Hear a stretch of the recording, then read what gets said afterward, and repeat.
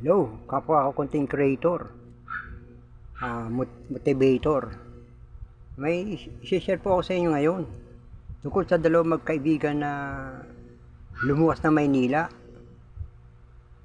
Sa katuwaan nila, nakarating sila na Maynila, sinelebrate nila yon. Pumunta sila sa sari-sari store, umorder sila ng 2 beer. Ayun, sabi ng isang kaibigan niya, sabi sa tindera, meron po ba kayong beer? Uy, nakakaya ka. Mahalata tayong ano yan, bagong salto sa Maynila. Ako na lang magsasalita.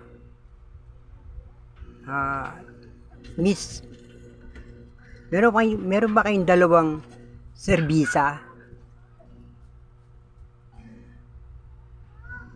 Gandito na lang po.